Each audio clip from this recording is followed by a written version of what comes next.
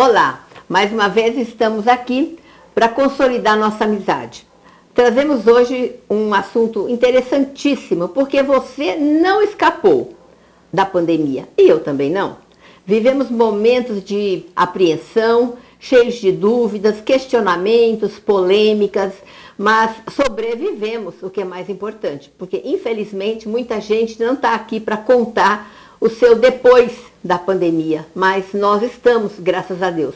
Então, meus amigos, minhas amigas, é tão importante a gente conversar sobre isso, porque coisas aconteceram durante a pandemia e que refletiram na nossa vida que estamos levando hoje. Sofremos as consequências. Muita gente que teve a Covid sofre consequências na saúde, teve a sua saúde debilitada.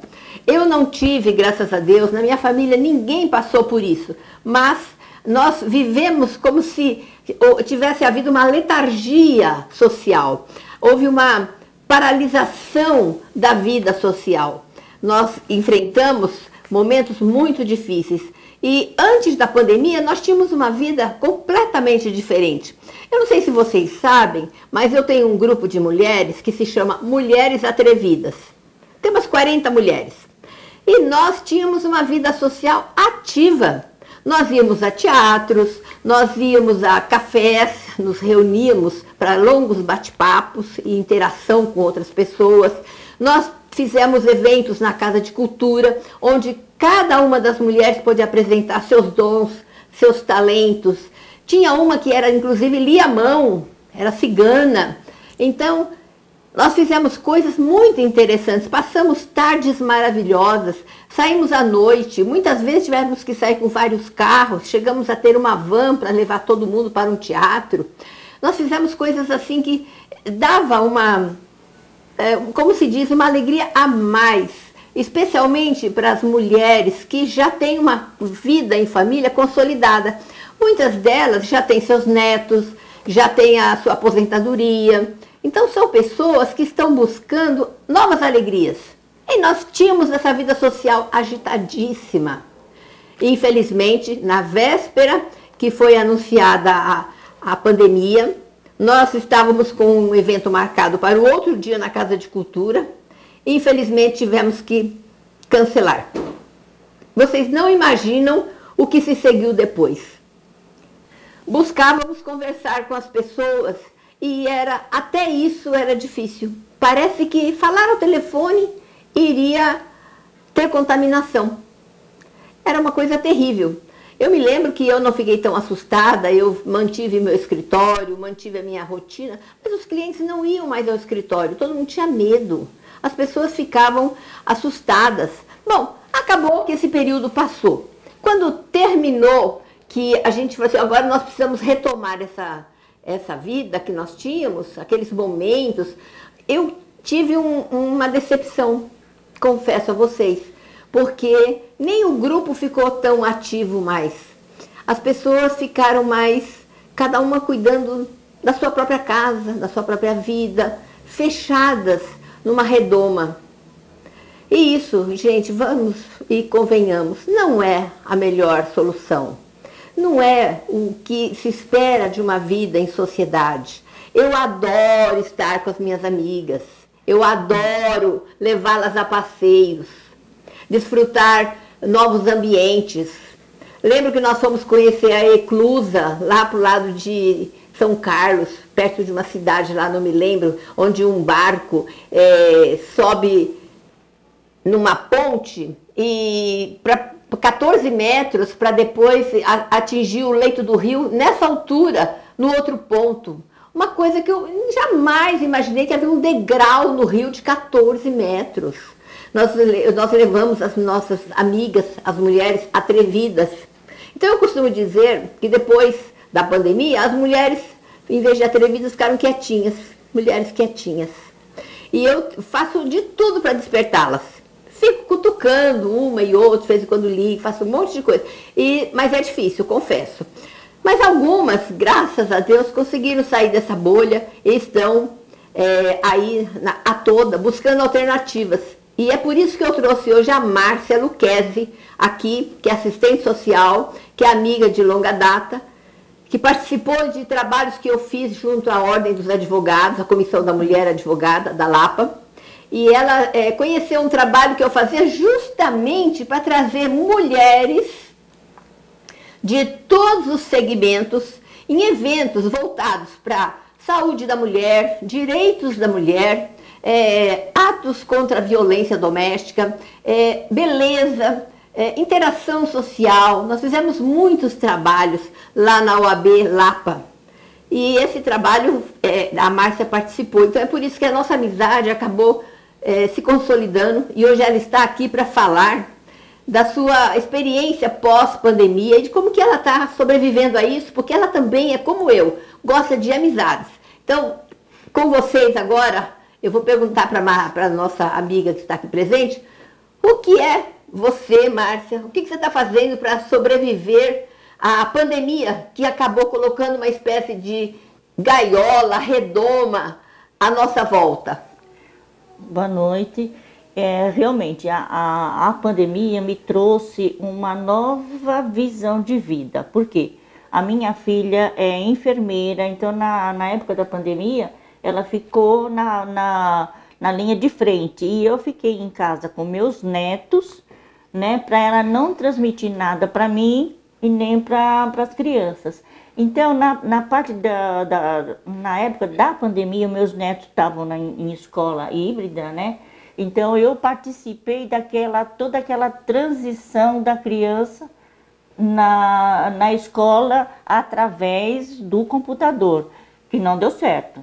Não deu? Não deu certo, porque os meus netos não se adaptaram, porque a forma que eles estavam levando a vida escolar, de estar levantando a mão, perguntando para a professora e querendo ter novos conhecimentos, em casa eles não podiam fazer isso, porque tinha crianças que estavam ainda dormindo, o outro falava com a mãe, o outro queria ir no banheiro, então aquilo para eles não foi bom.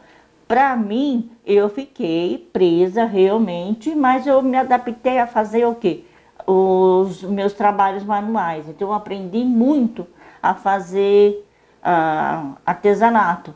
Então, coisas que eu achei que eu nunca ia conseguir fazer, que era fazer molde, mexer com matemática para fazer as coisas, eu consegui.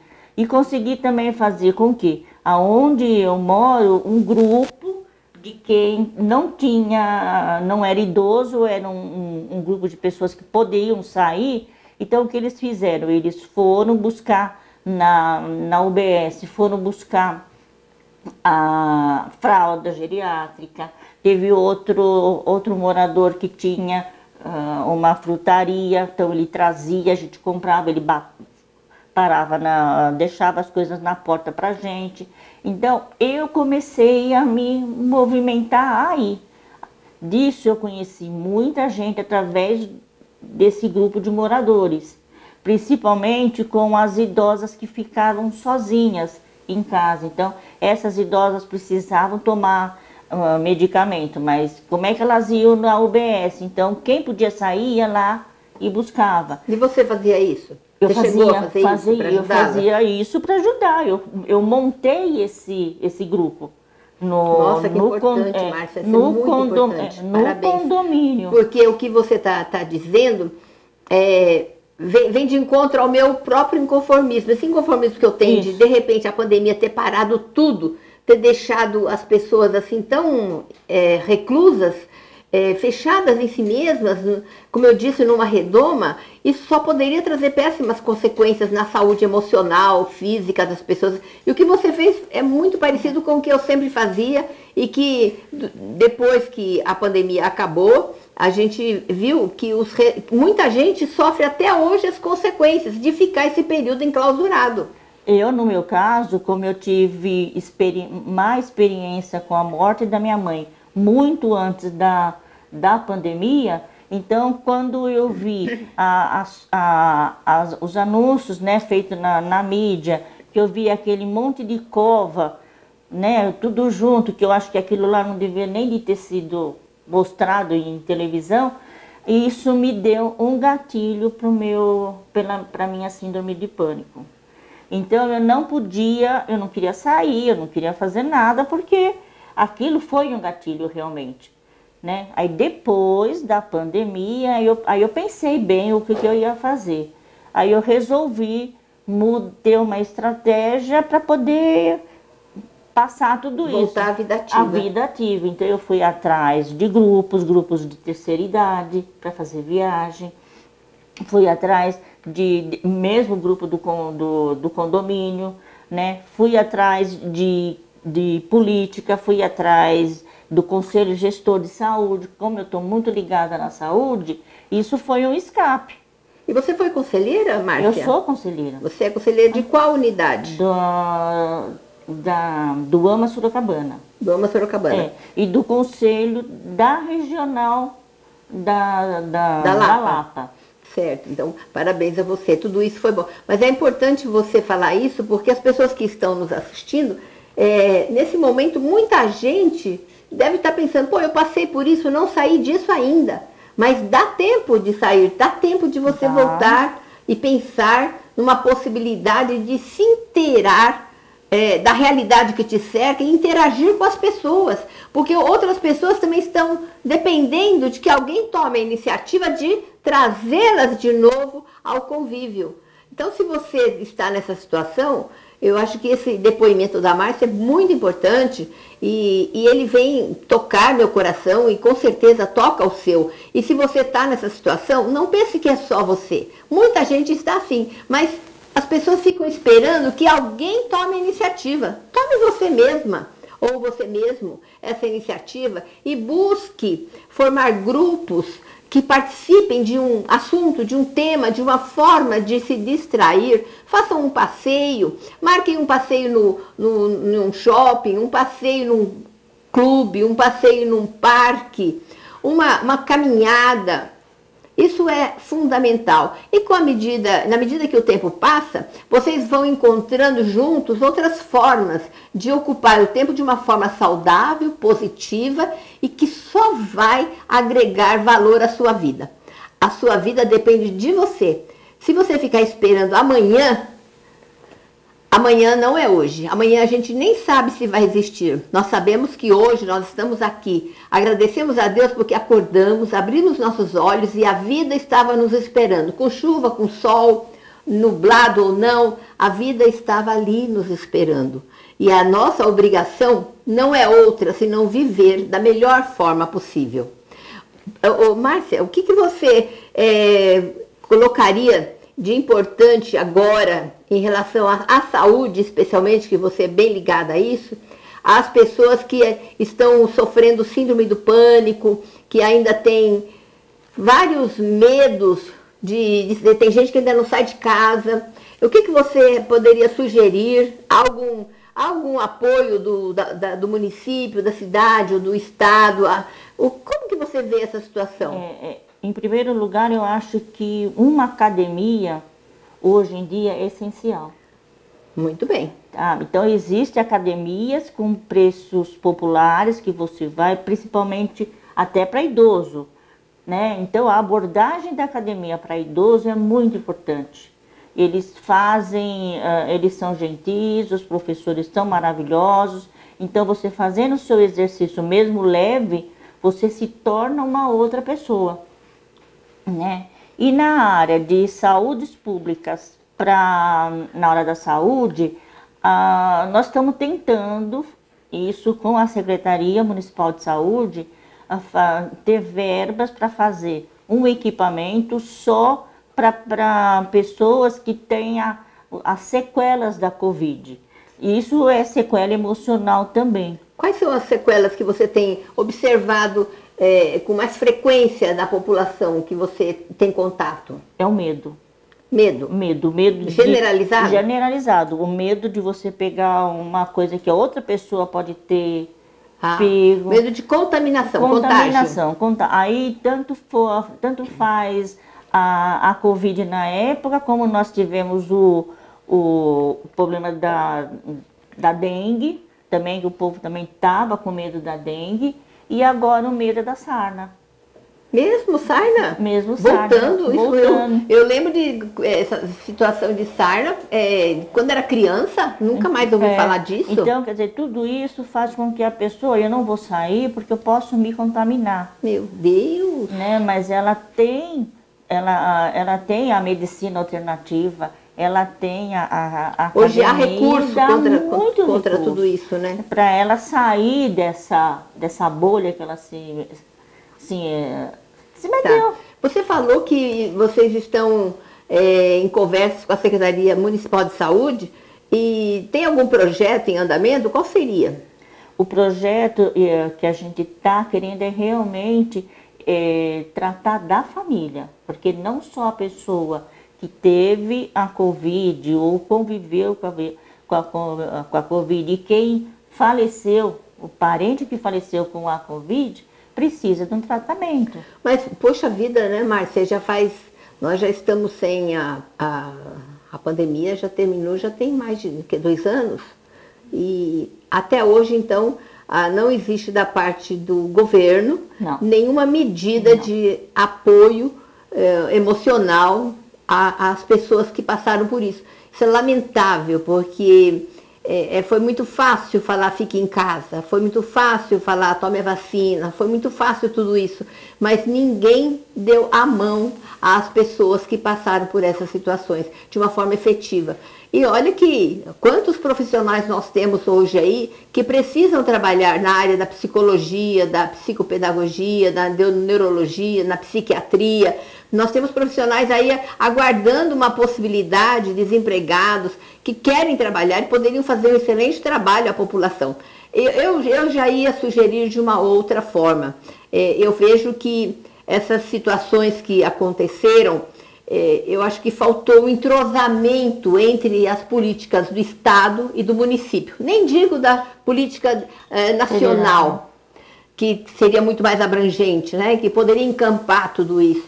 Eu vejo que faltou aí unir, por exemplo, as escolas, os conselhos de pais das escolas, porque é ali que se reúne, a sociedade vai lá. Quando você tem uma reunião de pais, você já deveria estar detectando de alguma forma aqueles que têm problemas, porque esses problemas refletem na criança e no adolescente. Não pode ser descartada a possibilidade de um pai ou uma mãe que sofre de uma síndrome do pânico, por exemplo, que isso não vá refletir numa criança ou no jovem que frequenta a escola e que pode ter reações que você nunca vai entender. Por que fulano se tornou agressivo? Por que fulano se tornou arredio? Ninguém busca essas respostas. Eu vejo que é muito de dizer, aquela coisa de dizer que é da idade, que é da rebeldia do jovem, mas nós passamos por um processo sério, mundial. A pandemia mexeu com todo mundo e teria que haver um estudo a respeito disso, muito sério, e não há. Márcia, e agora, você sabe que nós temos pela frente aí uma mudança no governo municipal, aí nós temos candidatos a prefeitos, vários disputando, e nós temos uma Câmara Municipal que, a meu ver, infelizmente não é tão ativa como eu gostaria. O que você tem a dizer sobre a Câmara Municipal que tem hoje, que está hoje? Porque nós estamos em pré-campanha, muitos candidatos estão por aí falando de pré-campanha de eleição, né? E eu também estou incluída nisso, mas... então, qual que é o retrato que você faz da Câmara Municipal hoje para a gente pensar o que precisa ser mudado numa próxima vereança aqui na cidade de São Paulo? Bom, para mim, tem muitos partidos, né? E tem partidos no meio dos partidos. Então, no mesmo partido tem o lado A e o lado A e o lado B. Então, eu acho que isso está dificultando a gente trabalhar com isso, né? Mas, fora isso, eu acho que existe os conchavos, eu faço isso, mas em compensação você me leva aquilo.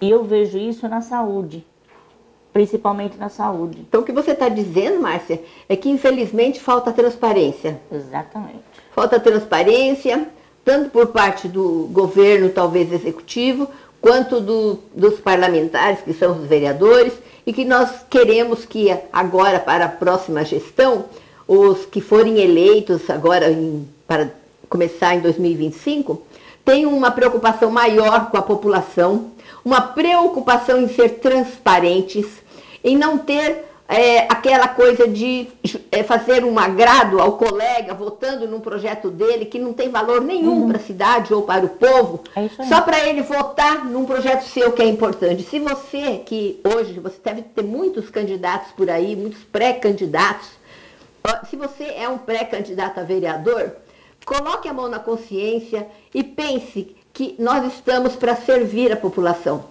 Nós não estamos para nos servir. E servir a população significa trazer aquilo que é de melhor. Então, nada de conchavos, nada de acertinhos. O que nós precisamos é ponderar e, mais importante, ouvir muito a população.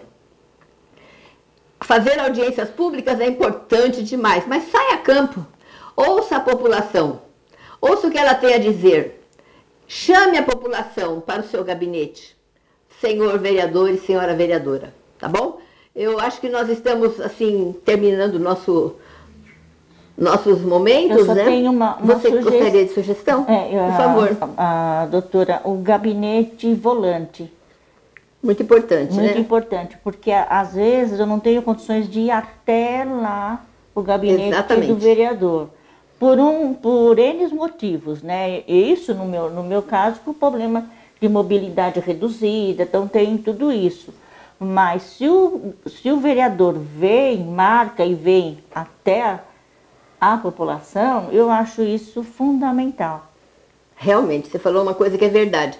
Eu tenho visto alguns parlamentares que têm uma van que sai em campo, mas, para falar a verdade, gente, desculpe eu falar, para mim, essas vans só fazem propaganda do próprio parlamentar. O nome está enorme, a foto vai adesivado, vai com o logo, é enorme. Aquilo só é propaganda. Eu nunca vi essa van parar em algum lugar e fazer um trabalho social, ouvir a população, fazer uma enquete. Eu nunca vi. Eu vejo aqui no bairro rodando algumas, e aí é só propaganda. E é propaganda antecipada. Deveria, inclusive, talvez ser proibido você fazer com o nome do parlamentar, porque acaba sendo uma propaganda antecipada. Antes da eleição você já fica por aí veiculando nome. Isso é perpetuação no poder. E a gente tem que ser muito contra isso. Eu sou, e eu tenho certeza que a Márcia também é. Não é isso, Márcia? Mas, meu povo, nós estamos aqui já terminando, e acho que o assunto foi interessante. Vocês viram que nada vai acontecer se você não dá o seu start. Refletir bastante, né? Verdade. E mais que isso, iniciar alguma coisa. E adianta. Tome a iniciativa e busque seus amigos. Não deixe que amizades importantes que você tinha no passado se percam porque uma pandemia no meio nos separou. Não. Traga as pessoas de volta para o seu convívio. Busque outros relacionamentos. Faça novas amizades, porque é muito importante. Deus não criou o homem para viver só, de jeito nenhum. Nós estamos aqui para fazer o nosso melhor. E o nosso melhor é em sociedade, o nosso melhor é um com os outros. Se você quer ser sozinho, você vai sofrer muito. Nós dependemos do outro, o outro depende de nós. Vamos fazer as trocas. Então, nós estamos aqui hoje com a Márcia Lucchesi, e ela foi brilhante nas suas colocações, uma pessoa com experiência, e eu só quero agradecer, viu, Márcia, que você fez uma explanação excelente. Obrigada. E com certeza motivou muita gente por aí. Muito obrigada a todos, e aqui nós encerramos nosso episódio hoje. Obrigada e até uma próxima.